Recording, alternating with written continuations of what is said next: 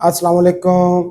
चाचा वीज़े वाला इंजीनियर राशिद आज एक कौमी अलमिया पर बात करने के लिए हाजिर हैं। ये जो हमारे बच्चे गैर कानूनी तरीके से डंकी लगाकर इंसानी स्मगलरों के हाथों यूरोप जाने की कोशिश करते हैं, उनका सद्देबाब कैसे किया जाए। चाचे के पास एक बड़ा ही आसान हल है।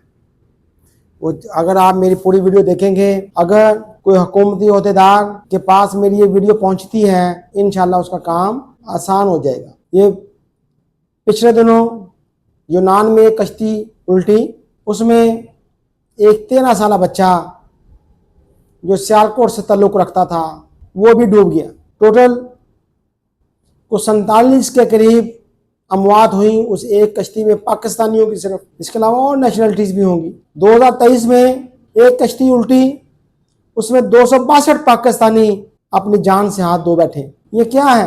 क्या पाकिस्तानियों की जान इतनी सस्ती है कि जब मर्जी कश्तियां बढ़े और डूब जाएं? ये आखिर क्यों होता है और क्यों?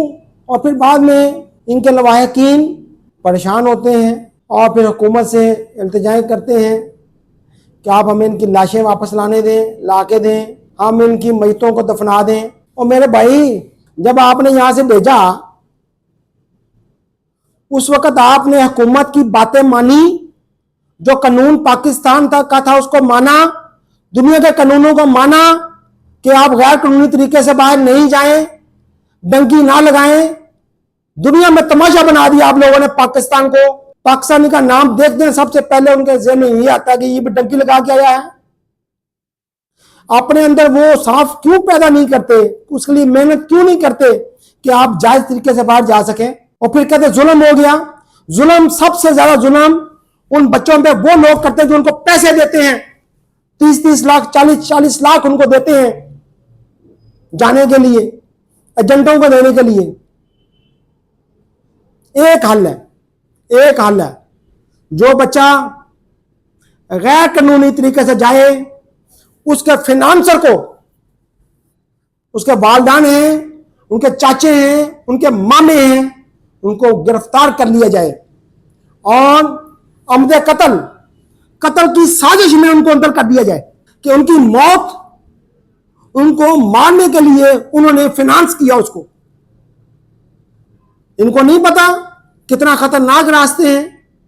मौत को आवाज देने के लिए आप 30-30 लाख, 40-40 लाख देते हैं। जब तक आप जब डंकी जाने वालों के फिनांसर्स को नहीं पकड़ेंगे, जो उनको पैसे देते हैं, जमीनें बेचते हैं, जेवर बेचते हैं और उनको बाहर बेचते हैं और उनको एजेंटों को देकर उनके हवाले करते हैं, जाओ मारो हमारे बच्चों को, उस वक्त तक ये जुल्म होता रहेगा और ये जो है ना बुराई हमारे पाकिस्तान से खत्म नहीं हो सकती। जो भी दरख्वास्त लेके आए हुकूमती अहदेदारों के पास कि हमारा बच्चा यूनान में डूब गया है, इटली में डूब गया, उसको पहले अंदर पकड़ कर करें कि आपने जाने क्यों दिया, कैसे किया। यहां से एक बच्चा 13 साल का बच्चा, उसके पास 25 लाख नहीं हो सकता। 20 साल के बच्चे के पास 25-30 लाख एजेंटों को देने के लिए नहीं है।